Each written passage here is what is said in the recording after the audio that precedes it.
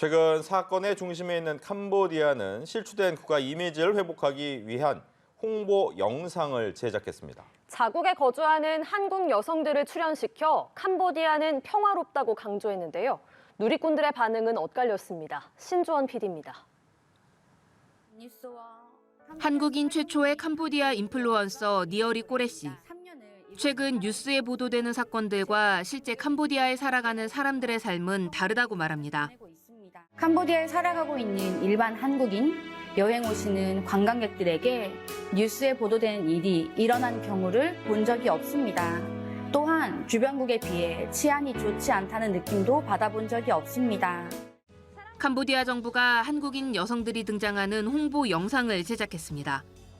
최근 인신매매와 고문 등 사건으로 한국에서 나빠진 자국 이미지를 회복하기 위해서인데 캄보디아는 안전하고 평화로운 곳이라는 점을 강조합니다.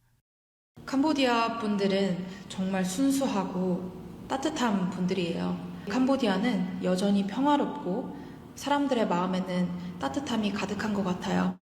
최근 일련의 사건들이 범죄 조직과 연관이 있을 뿐 캄보디아 정부나 국민들과는 관련 없다고 선을 긋는 듯한 모습입니다. 영상이 공개되자 누리꾼들의 반응은 엇갈렸습니다. 일부는 캄보디아에서 범죄 단지를 주로 운영하는 중국인 총책이 문제라고 주장했고 다른 누리꾼들은 캄보디아 당국이 자국에서 발생하는 범죄에 좀 더 강력하게 대응해야 한다고 목소리를 높였습니다. 연합뉴스TV 신주원입니다. 캄보디아 범죄 조직에 가담해 조건 만남을 빙자한 사기, 이른바 로맨스 스캠으로 통장을 모으거나 범죄 자금을 세탁한 혐의로 재판에 넘겨진 20대에게 징역형이 선고됐습니다. 대구지법은 사기 등 혐의로 기소된 28살 A씨와 B씨에게 각각 징역 4년 6개월을 선고했습니다. 이들은 지난해 캄보디아의 범죄 조직 지시를 받아 국내에서 계좌 여러 개를 모은 뒤 피해자 4명으로부터 4억여 원을 가로챈 혐의를 받고 있습니다. 사기 조직은 텔레그램에서 일본 여대생인 것처럼 속여 접근해 친분을 쌓은 뒤 즉석 만남을 핑계로 돈을 요구한 것으로 드러났습니다.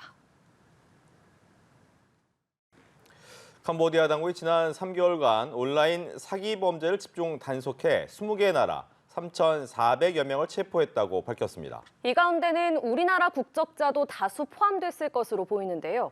캄보디아 권력층이 범죄 조직의 배후로 의심받고 있습니다. 이지훈 기자입니다. 캄보디아 당국이 온라인 사기 범죄를 단속해 최근 3개월간 20개국 출신 3,400여 명을 체포했다고 밝혔습니다. 국적별로 보면 중국, 베트남, 태국, 한국 등이 포함됐습니다. 당국은 출신 국적별 비중과 자국민 적발 규모는 따로 공개하지 않았습니다. 캄보디아 당국은 시아누쿠빌 등에서 단속된 10개 주요 사건에 대한 법적 절차에도 착수했습니다. 주범이나 공범으로 지목된 75명은 재판에 넘겨졌고 외국인 2,800여 명은 강제 추방했습니다.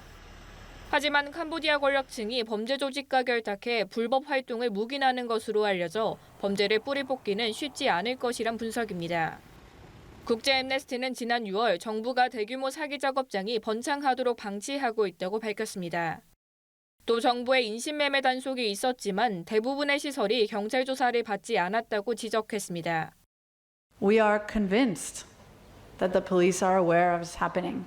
So that's why we are comfortable in talking about, or rather asking, why is this happening? Why is the Cambodian state allowing it to happen? 캄보디아를 수십 년간 통치해온 훈센 가문 배후설도 나오고 있습니다. 미국은 지난해 인신매매와 온라인 사기 혐의로 훈센 전 총리의 최측근 인사가 소유한 업체를 제재했습니다.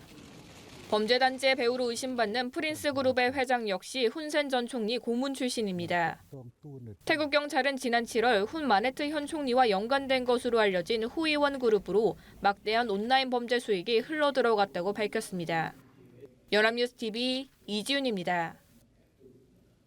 인천국제공항에서 출국 목적을 제대로 대답하지 못해 캄보디아행 항공기 탑승을 제지당한 20대 남성이 경찰 조사를 받고 귀가했습니다. 인천공항 경찰단은 어제 오후 6시 반쯤 인천공항 제2여객터미널 탑승 게이트 앞 불심 검문에서 출국 목적을 제대로 답변하지 못한 20대 A씨를 3시간가량 조사하고 귀가 조치했다고 밝혔습니다.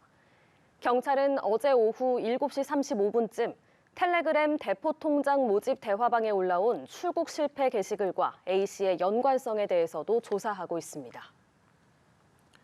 조현 외교부 장관은 캄보디아 온라인 스캠 범죄가 인접국으로 확산되는 풍선 효과 가능성도 배제할 수 없다고 말했습니다. 조 장관은 어제 캄보디아와 베트남, 태국 등 동남아 메콩 5개국 공관장들과 화상회의를 갖고 재외국민 보호에 만전을 기해달라며 이같이 밝혔습니다. 또한 사건 발생 시 초동 단계부터 적극적으로 영사조력을 제공하라고 지시했습니다. 조 장관은 이 회의에서 캄보디아에 파견된 정부합동대응단장 김진아 외교부 이차관으로부터 현지 상황에 대한 보고도 받았습니다. 캄보디아 내 범죄단지 웬치 내부가 국내 언론에 처음으로 공개됐습니다. 현지를 찾은 정부합동대응단이 직접 현장을 방문했는데요. 급하게 도주한 듯 범죄에 동원된 물품들이 그대로 남아 있었습니다. 박준혁 특파원이 취재했습니다. 철조망과 높은 벽으로 둘러싸인 거대한 건물. 복도에는 빼곡히 방이 들어섰고 곳곳에는 중국어가 보입니다. 캄보디아 수도 프놈펜에서 40km 거리 타케오주에 위치한 악명 높은 웬치 가운데 하나인 태자단지입니다. 방 안에는 급하게 떠났는지 누군가 쓰던 물건이 그대로 남아 있습니다. 책상과 의자, 비닐을 뜯지 않은 대형 생수통이 보이고 감금된 상태에서 사용했을 이불과 옷까지도 널브러져 있습니다.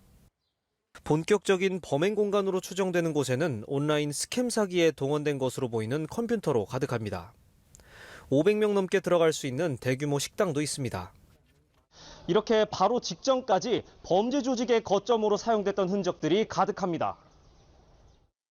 이 단지는 한때 캄보디아에서 가장 큰 범죄 구역으로 꼽혔지만 경찰의 단속 사실이 알려지며 모두 도주했습니다.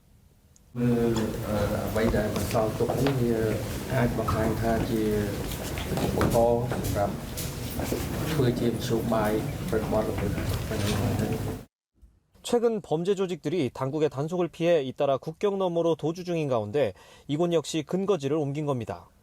현장을 둘러본 정부 합동대응단은 신속한 대응과 적절한 조치를 위해 양국 협력이 중요하다고 강조했습니다. 한 캄보디아 스캠 범죄 합동 대응 TF 운영 등 구체적인 방안은 계속 긴밀하게 협의하기로 했습니다. 대응단은 캄보디아 총리도 만났는데 훈 마네 총리는 이 자리에서 최근 캄보디아에서 우리 국민이 목숨을 잃은 데 유감을 표하고 용의자 체포와 한국인 보호를 위해 더 노력하겠다고 밝혔습니다. 연합뉴스TV 박준혁입니다. 캄보디아 당국이 온라인 사기 범죄를 단속해 3개월간 3천여 명을 체포했다고 현지 시간 16일 밝혔습니다. 캄보디아 온라인 사기 대응위원회는 지난 7월 말부터 이달 14일까지 합동 단속을 벌여 20개 나라 출신 3,455명을 잡아들였다고 발표했습니다.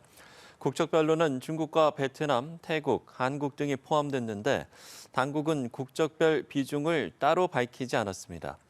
주범이나 공범으로 지목된 75명은 재판에 넘겨졌고 외국인 2,800여 명은 이미 추방된 것으로 알려졌습니다.